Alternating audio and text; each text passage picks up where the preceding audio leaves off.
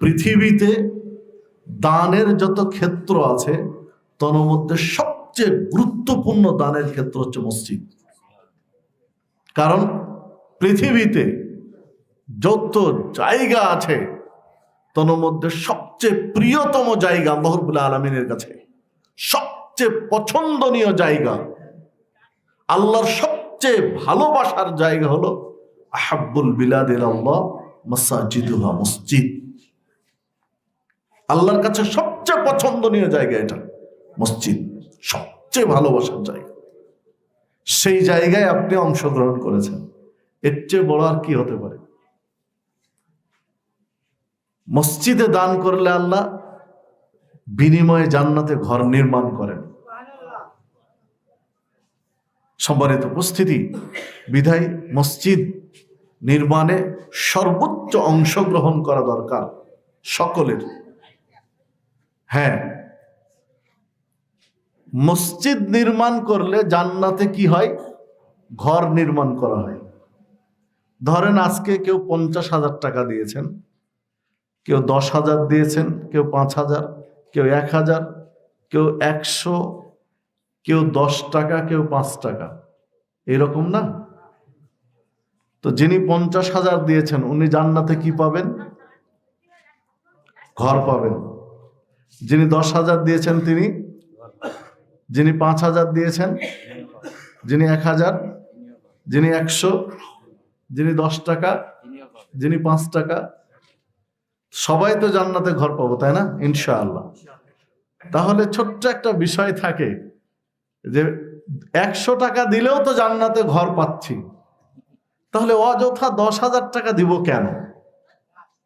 টাকার দরকার তো অনেক অনেক না? মানুষের জীবনে টাকার প্রয়োজন অনেক অনেক বেশি, টাকার প্রয়োজন।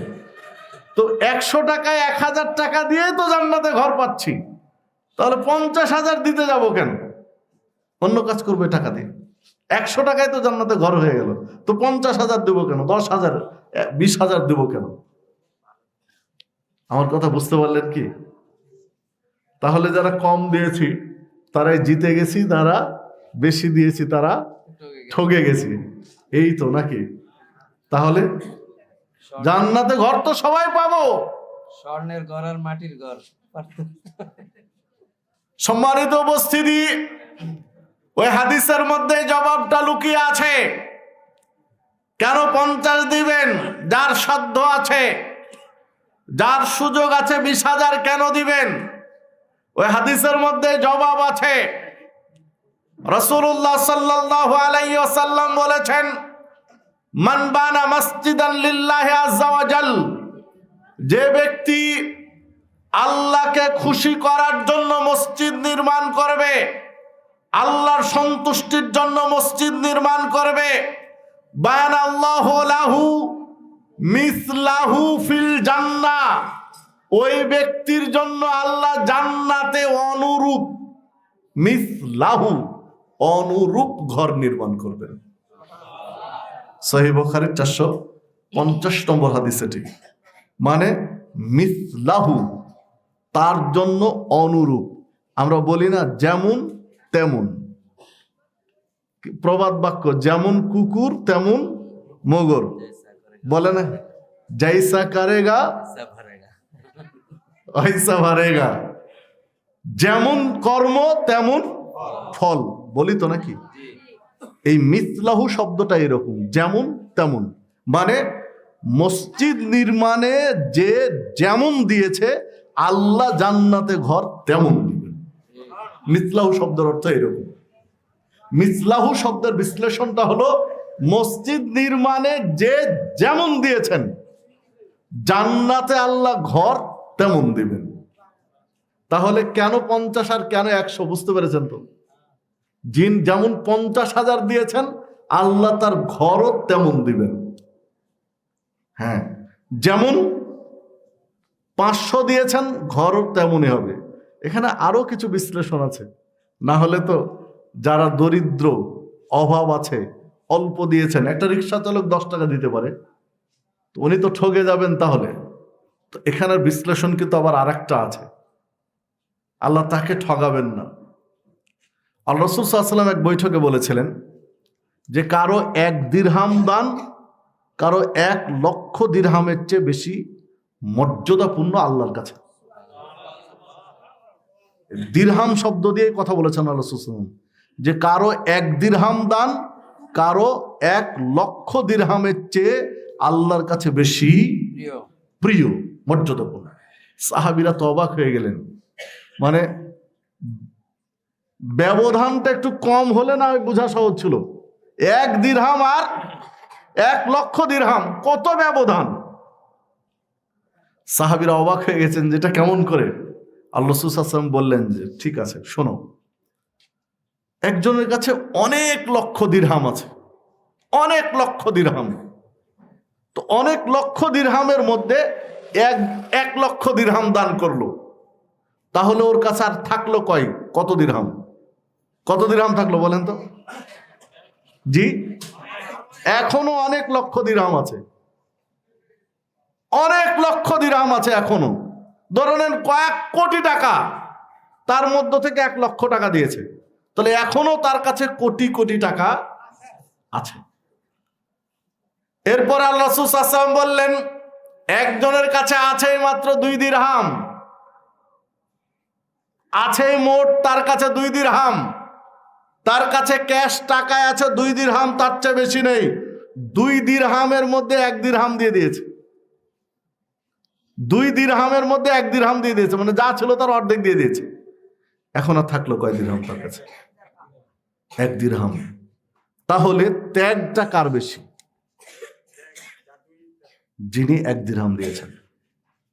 উনি 1 লক্ষ দিরহাম দিয়েছেন ঠিক আছে, কিন্তু ত্যাগটা 1 লক্ষ দিরহামের চেয়ে 1 দিরহাম ওলার বেশি, কারণ তার কলিজা ছিঁড়া দান, এটা কলিজা ছিঁড়ে বের হয়েছে, কারণ আছে তো সামান্য, তার মধ্যে অর্ধেক দিয়ে দিয়েছেন। আর যার আছে অঢেল, তার মধ্যে সামান্য একটু দিয়েছেন। অঢেল সম্পদের মধ্যে সামান্য একটু দিয়েছেন, কোটি কোটি টাকার মধ্যে 1 লাখ টাকা দিয়েছেন। অঢেল সম্পদের মধ্যে সামান্য একটু, আর এর কাছে আছে অল্প একটু, তার অর্ধেক দিয়ে দিয়েছেন। এই ত্যাগ, এই অন্তরটা আল্লাহ মূল্যায়ন করেন। আর এক দৃষ্টিকোণ, এটা 2 দিক দিয়ে আপনাকে বোঝালাম আর কি। মানে ক্ষেত্র বিশেষ মূল্যায়ন হয় বেশি, কে কত দিয়েছে, ক্ষেত্র বিশেষ মূল্যায়ন হয় কার অন্তর থেকে এসেছে। 2 দিক দিয়ে মূল্যায়নটা হয়, কিন্তু আমরা তো আর জানি না কে কোন দিক দিয়ে দিয়েছেন। এটা মহান রব্বুল আলামিন অন্তর্যামী, তিনি সেভাবে মূল্যায়ন করবেন।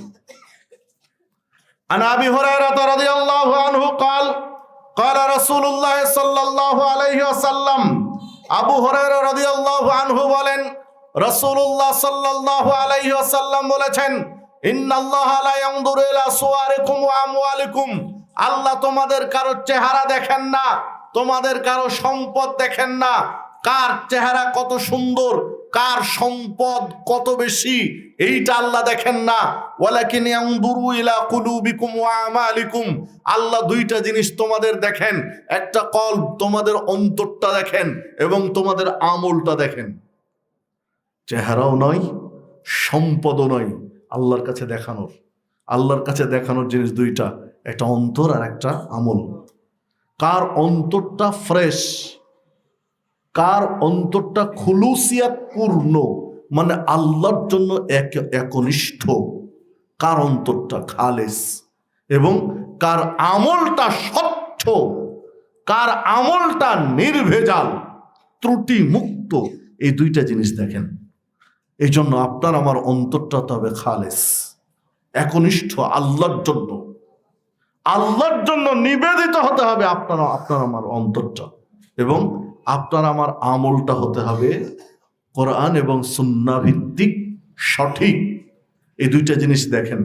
এই জন্য দান সাদাকা সবকিছু অন্তর থেকে হতে হবে, আল্লাহর সন্তুষ্টির জন্য অন্তর থেকে হওয়া লাগবে।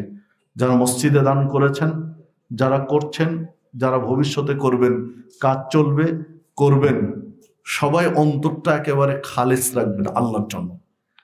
এই একটা মসজিদের দানের কারণে আপনার জান্নাতে একটা প্রাসাদের মালিক হতে পারেন, এক মসজিদের দানের কারণে। বিধায় বিষয়টি প্রত্যেকেই খেয়াল রাখবেন।